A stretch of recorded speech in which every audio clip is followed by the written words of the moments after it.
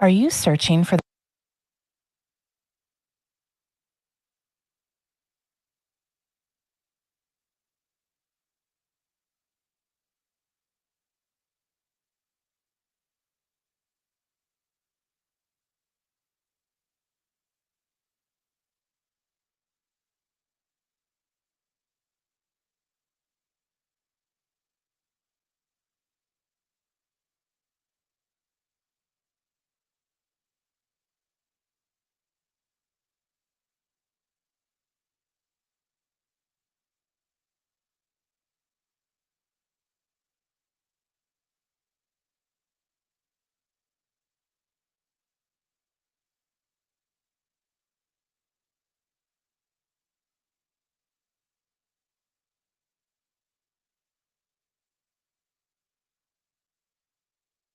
that voice of reason in these troubled times?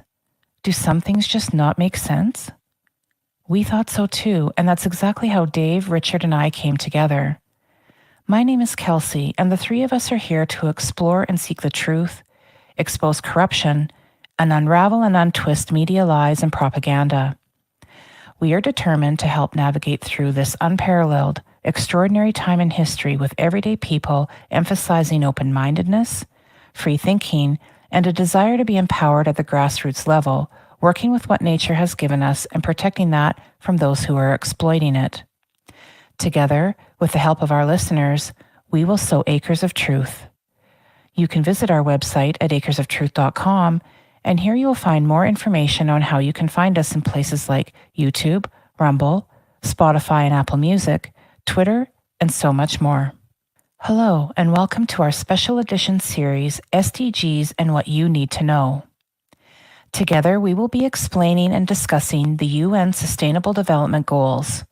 Our mission is to educate everyday citizens about SDGs, what they are, what they mean, how the laws and policies that are and have been passed can and will affect us, not only here in Canada, but around the world. Additionally, by learning and understanding these 17 goals, we can all become one step closer in helping to affect change in this world from a grassroots perspective.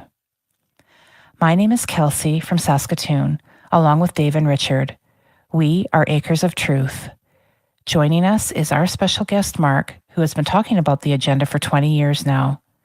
Welcome, gentlemen. Greetings, Kelsey. It's Dave from Winnipeg, Ag Specialist.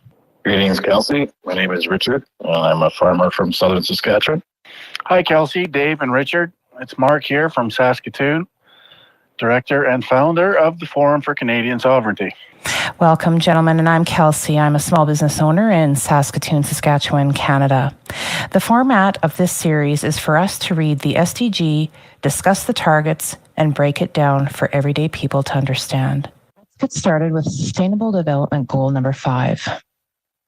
Achieve gender equality and empower all women and girls. Gender equality is not only a fundamental human right, but a necessary foundation for a peaceful, prosperous, and sustainable world.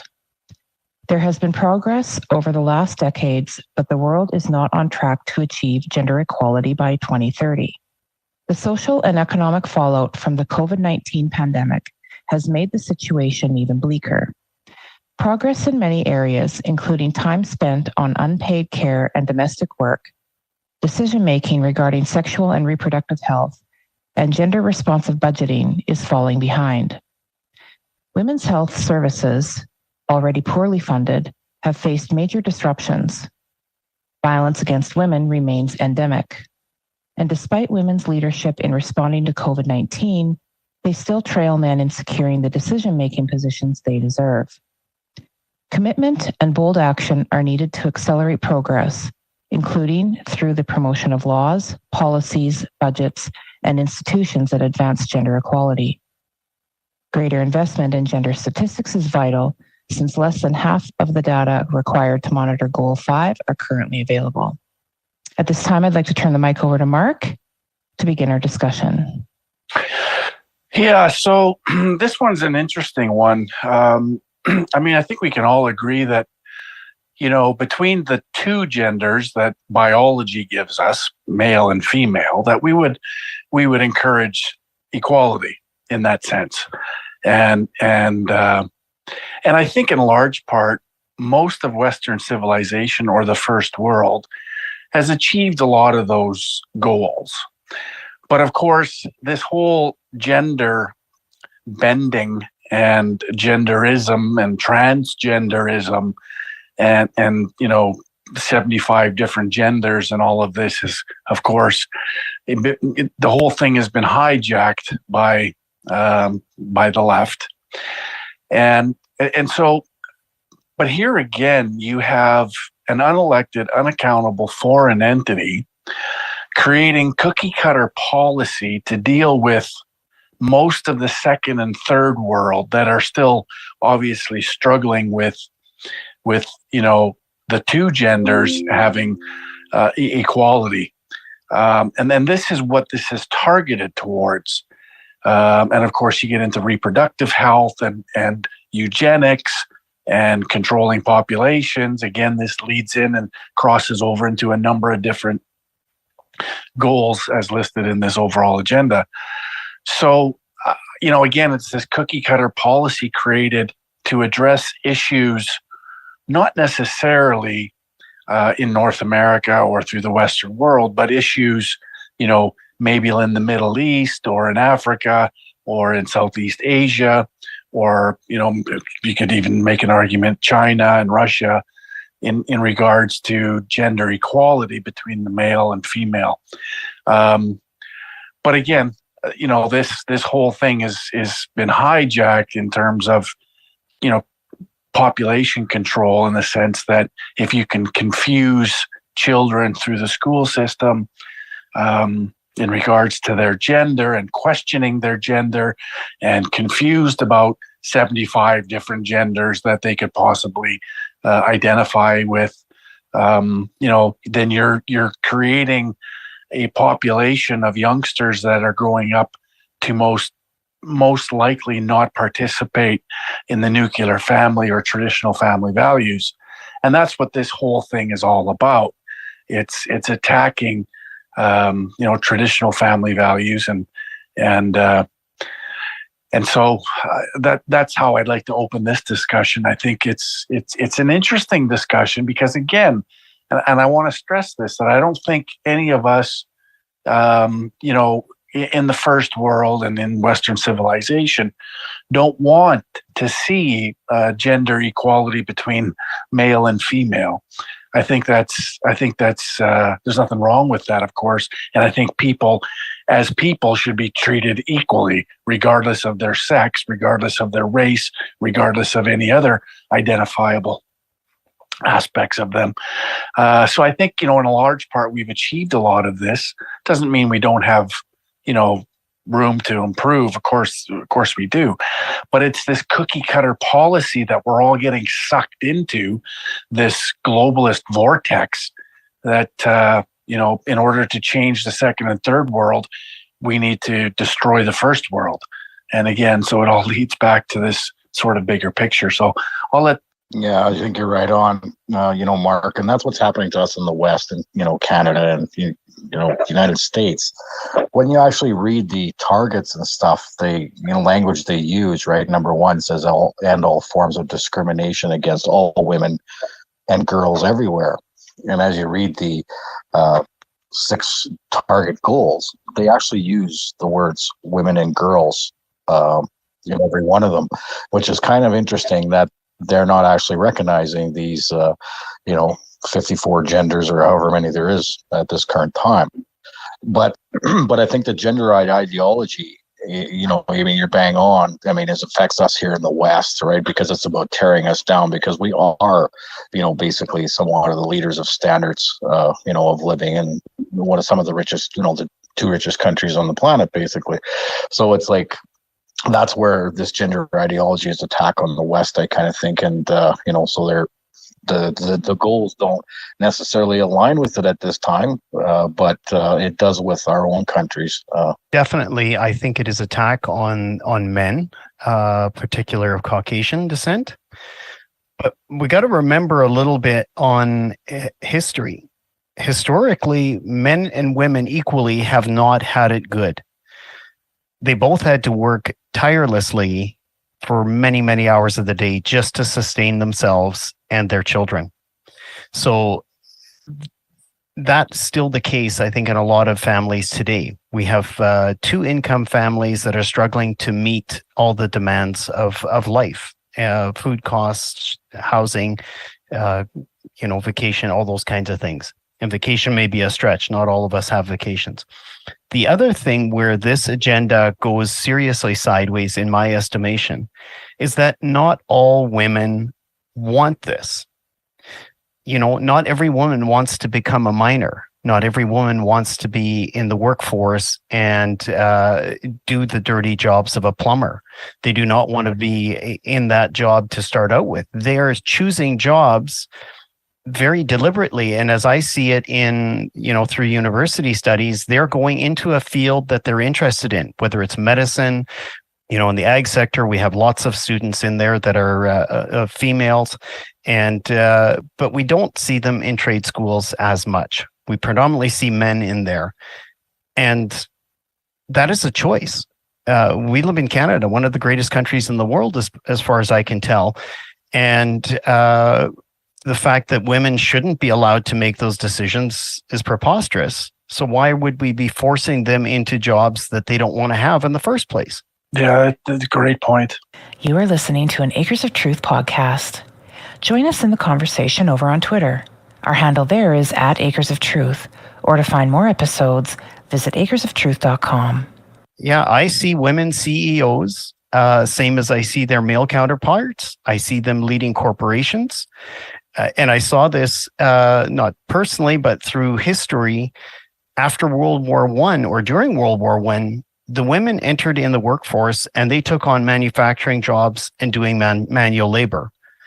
And this, without sounding too crazy here, is this basically doubled the workforce and gave employers the opportunity to pick and choose who was best suited for that job, and thereby actually lowering the minimum wage or the wage standard, because now you had, after the war, obviously, excess people in the workforce that weren't there before producing products. And they were producing fine products. Nobody's questioning that at all. The other issue that women will face, and less so by men, women of ages 28 to 32 are going to hit a brick wall. They will have to decide between family, career, and that crisis will not go away on its own. If a woman wants to have a family, which I would certainly encourage, I would encourage everybody to have a family, there are going to be a list of priorities that need to be in place, because that clock is ticking. You cannot put it off indefinitely. Men, very different.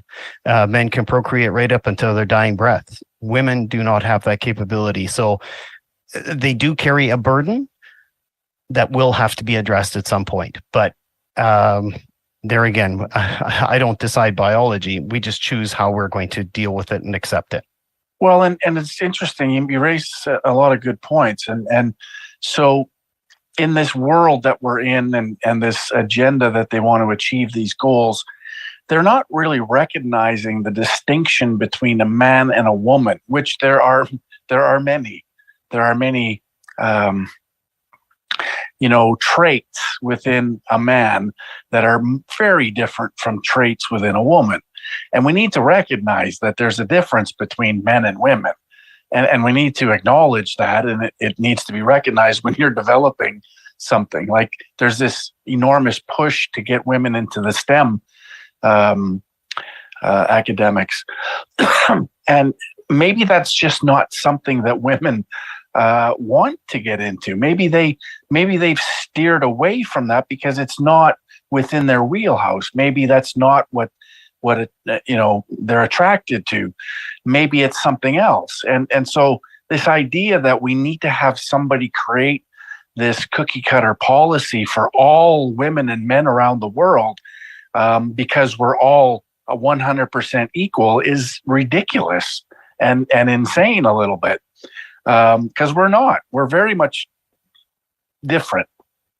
And women have, a bunch of different strengths that supersede what men have. And men have certain strengths that, maybe supersede what women have.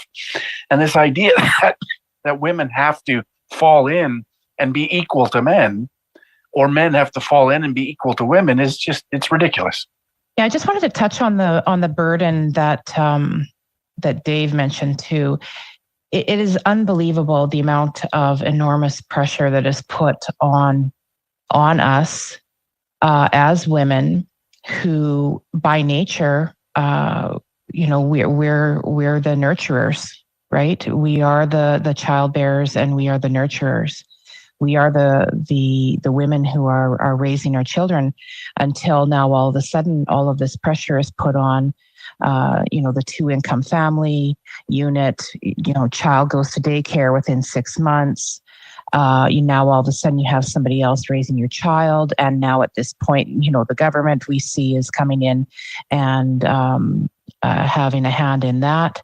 And there's now there's more taxes going to the government because where women are in the workplace, and the pressure between being a successful woman, but also at the same time trying to balance that with being a wonderful mother and raising your child. I've seen the balance shift towards the side of being a successful woman. There's so much pressure being put on women to be successful, and then they're putting that pressure on themselves because that's what this ideology says. And who's suffering? Who's suffering? It's the children. It's the children that are suffering. And where's the confusion? There's so much confusion being created out of this, and that's what we see with all of, in some way, shape, or form, with all this gender ideology stuff, and this equality stuff is just creating more confusion. It's putting pressure on women that does not need to be there. If you are qualified for a job and you want to go and do that job, and somebody's gonna, if I look at a resume, I want to look at and see what their qualifications are. And if they're qualified for that job, then I'm going to hire them, man or woman. So the emasculation of men is part of this too. This is affecting men. And like Dave said, I truly believe that this is an attack on white men. There's a lot of confusion that is being created in the family unit with children and in our white male community. Yeah, well, there's an open attack on masculinity. I mean, they've labeled masculinity toxic. and so this continual barrage that men are facing and beaten down because, we represent masculinity, or in their terminology, toxic masculinity, where, it's pretty clear throughout history that that masculinity is a necessity for the human race. It's a requirement. In order for us to survive, we need masculinity, and masculinity should be cherished and should be revered. And just as femininity should be revered and cherished for whatever those roles that women have. And of course, like you said, nurturing and child rearing, some would make the argument that men can have babies now. Well, there again is this confusion, this narrative created to do just that, confuse people, and it's all this attack on traditional family values, traditional roles, and obviously a lot of it has to do with economy too, and we've talked about that in previous discussions. But the economy is, of course, related and one of those crossover issues when it comes to, family roles. And, there's most people can't afford to have one income into the family. It's getting to the point where it's necessity really to have two incomes.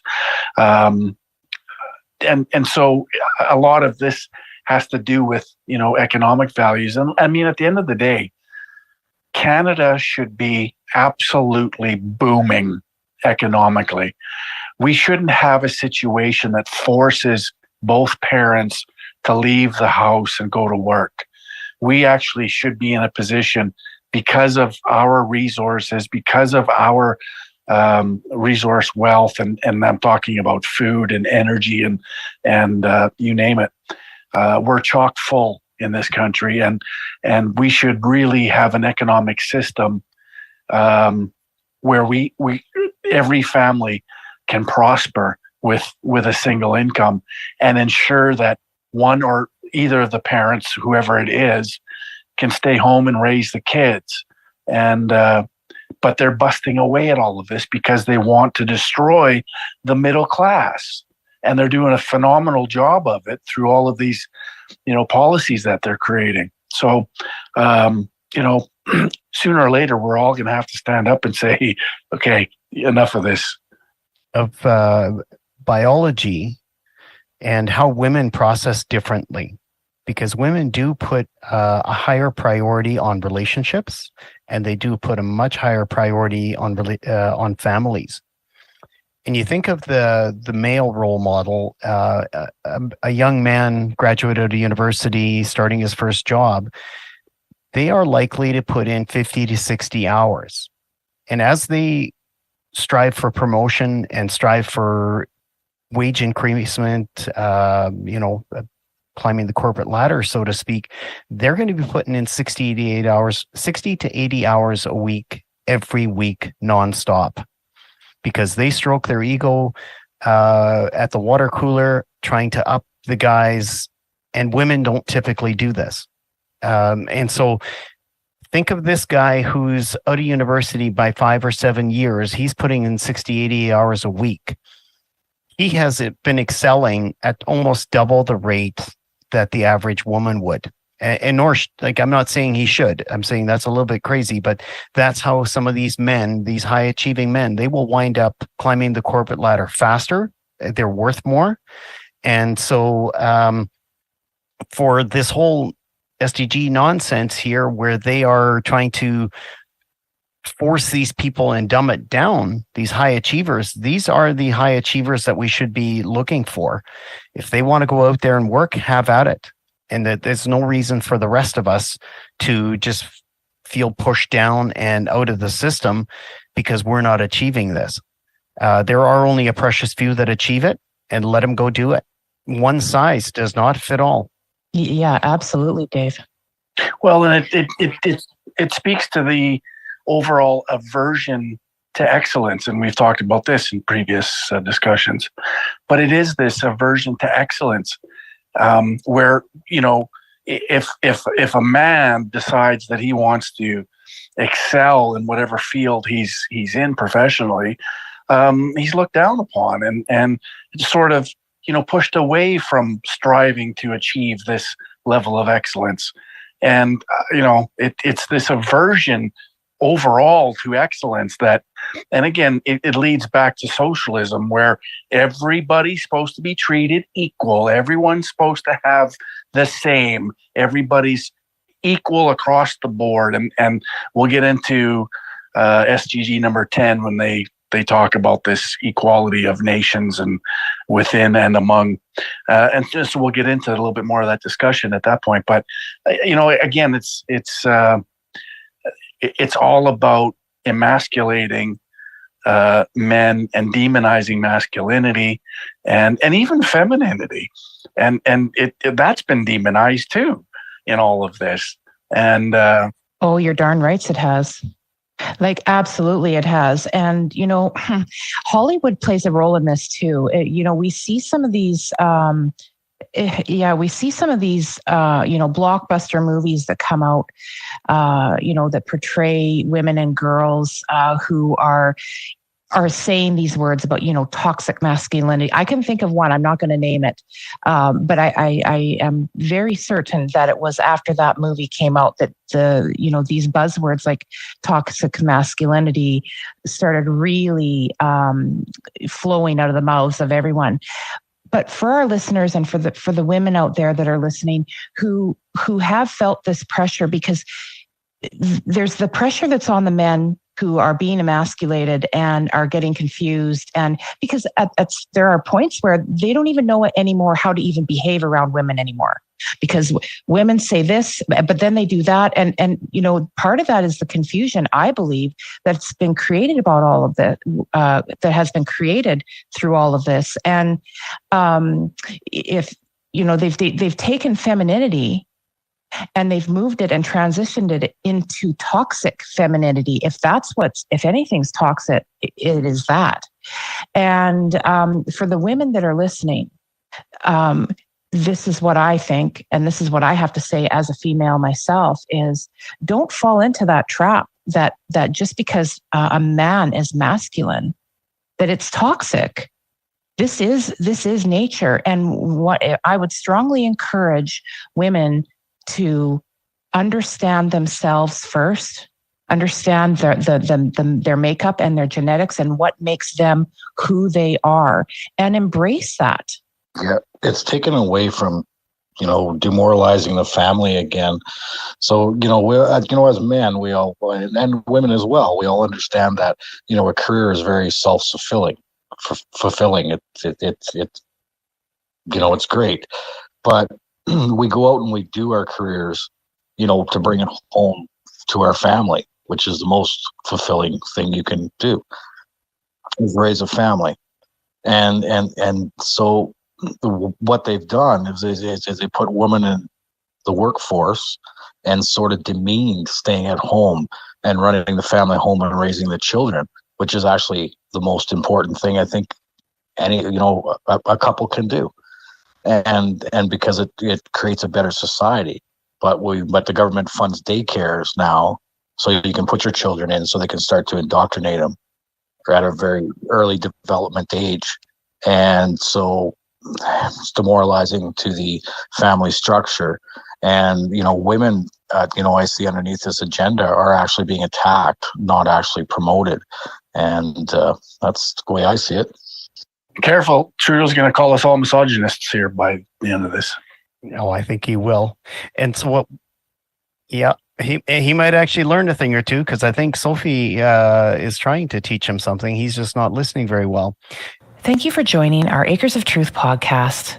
Dave, Richard, and I invite you to join in the conversation with us over on Twitter. Our handle there is @Acres of Truth. Stay tuned as more episodes are dropping weekly. And so I just want to tie into Richard's point a little bit. And again, we go back to biology, because at a certain point, you can't skew that unless you're taking lots of meds and drugs and stuff like that. Biology works. And one thing that's overly clear is women will marry up. They will marry men that provide more and are, in some cases better looking as well. Like, there's a genetic component to that, which we won't dive into, but I'll stick with the money aspect. So women will enter into the workforce. They'll have a quality education. They're going to have their career. And as they make decisions to have a lifelong partner, which marriage is under attack under this, they don't want women to marry, but women will marry up. And so they're going to marry a suitor that is better able to support them and sustain that family unit. And so what they're finding is that these women are now having that family, and they're realizing their priorities have shifted a little bit, yet there's still lots of money coming in because they're married to a high value man. And so they're having to rethink everything. It's like, well, do I want to go back into the workforce, send my kids off to daycare? And there are some that do, and certainly that's what choice is all about. Go have at it. But there's a vast majority that aren't re-entering to the workforce until their children are much older. And there isn't the pressure to get that money because they're married to a man who's bringing home a good sized paycheck. And so these women have no purpose to go work and create that paycheck. Whereas once all this is eroded, everybody is going to be forced to work because you're going to be working mediocre jobs. You aren't going to be able to look after your kids the way you normally would want to. And potentially you're going to wind up with a partner that you're stuck on a treadmill in this high divorce rate where the eligible men that are out there are not even really good quality men. So you're making sacrifices, and now you're on a whole different level where the government has control of the kids, they have control of you and your income, and now you're on this treadmill for the rest of your life where you have to figure out your own pension, you have to figure out everything on your own. Everything governments do empower themselves, and I see it once again that promoting women to work in the workforce and not raise their children empowers the government, and gives them like power over the children in daycare, like I was saying, and also gives them extra tax money for the wife working, and so that's why they do it. Is it empowers themselves. They don't do things to help people. That's a fallacy all on its own. So all of this goes against nature, right?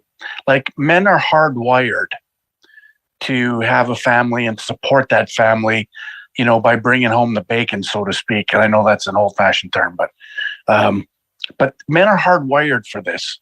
And as we can see, and the data is there to support it, as more confusion is created for our boys, as they're labeled as toxically masculine, as they're labeled with all of these behavioral issues, we're seeing more and more suicides of young men. We're seeing more and more opioid usage and these crutches that because boys are losing their sense of who they are. Everything is going against nature. And when you do that, when you go against nature, the problems that you create by that are self-evident and extremely evident. And we're seeing the destruction of the boys and boys growing into men, and their role and their sense of self-esteem and their sense of self-worth. I've seen it. I'm in a industry that is predominantly male, and I've seen it. I've seen guys come in and that they don't know their role in life anymore. They come in very confused because they're coming out of school, they're coming out of the indoctrination camps, and it's sad to see this. It really is, and I just see the fabric of what we've all built and what our ancestors built being destroyed by all of this, and it's a big issue. It's going to have a huge impact on things. Women by design were created to work together. Part of a man's quality is basically to disconnect his feelings and, primarily years ago, go out and kill for the food and not be emotional about it and bring it back to his family. And when he gets back to the house, it was his wife's, job to basically connect those feelings again.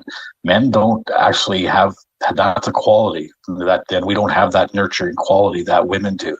That's why that balance is created. And well, I mean, it just goes back to nature versus nurture, right?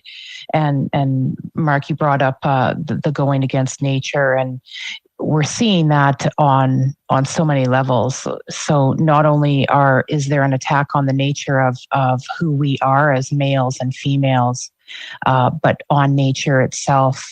And obviously we'll be talking about that in some of the SDGs coming up.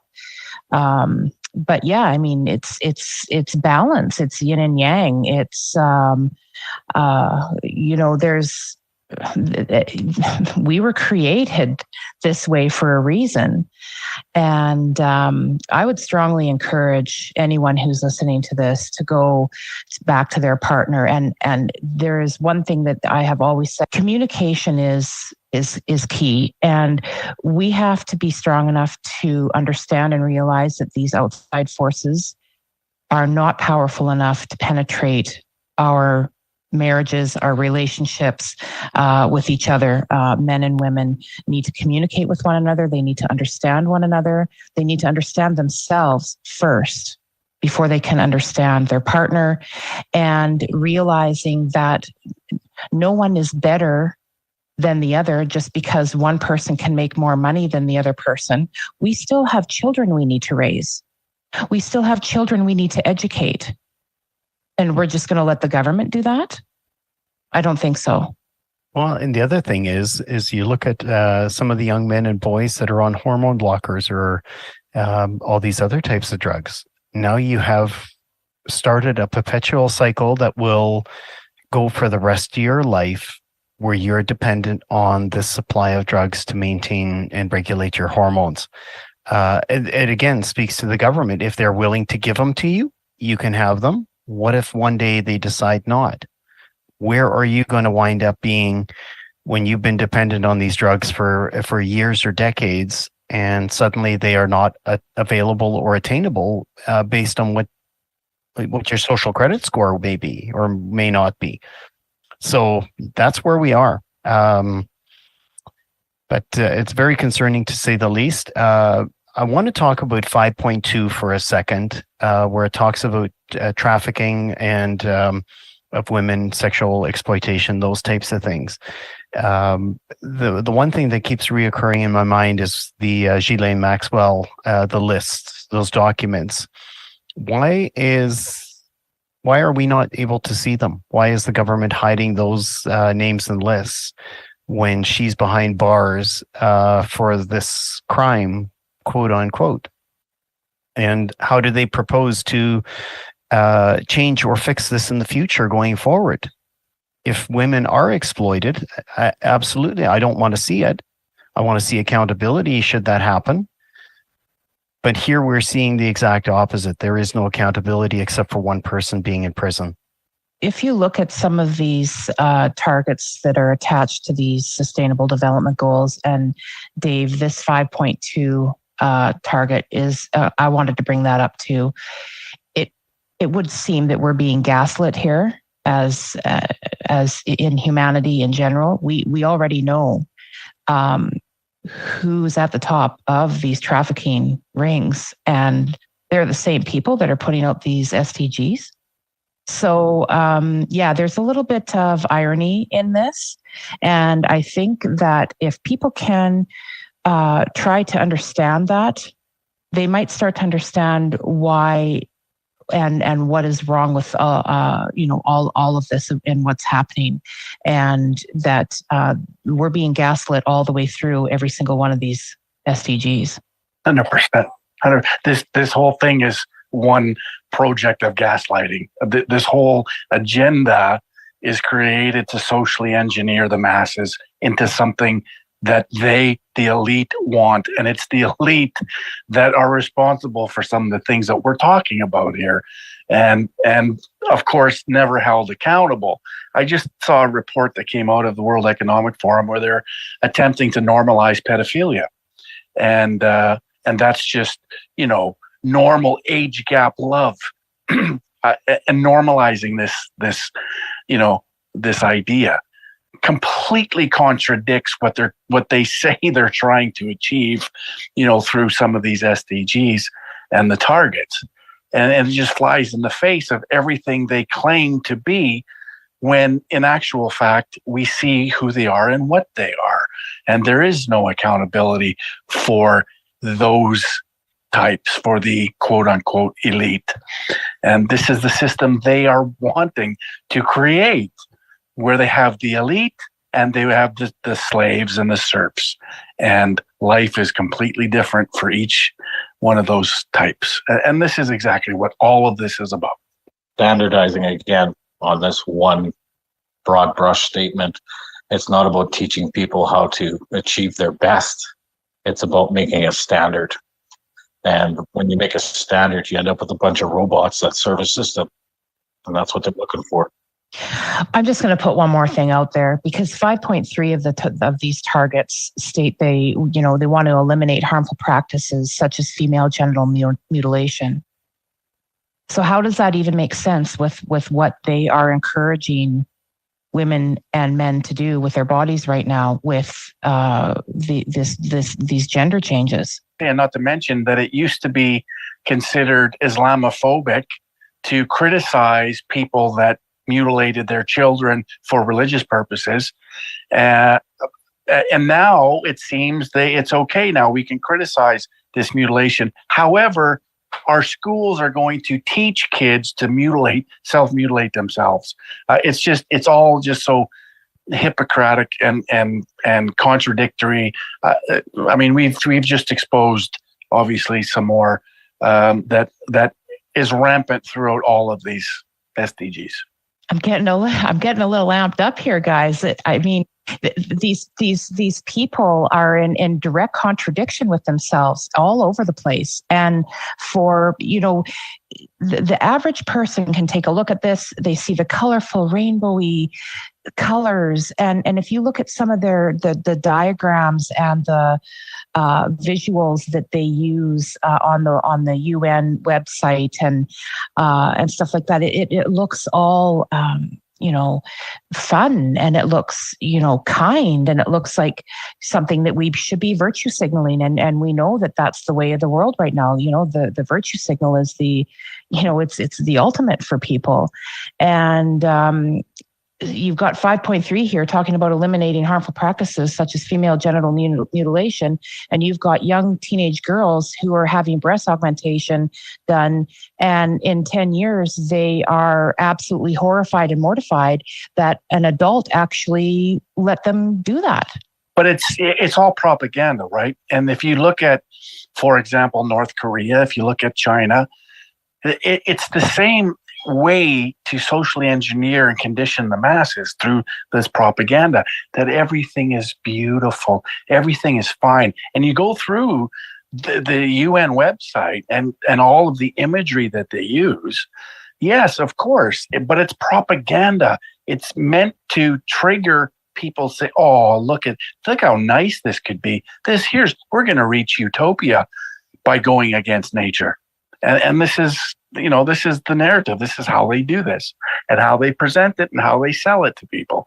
And of course, there's a segment of the population that accepts that propaganda as real, even though it's against nature, it's against everything that biology suggests to us. And so it is what it is. That's a wrap, folks. You've been listening to an Acres of Truth special edition podcast series.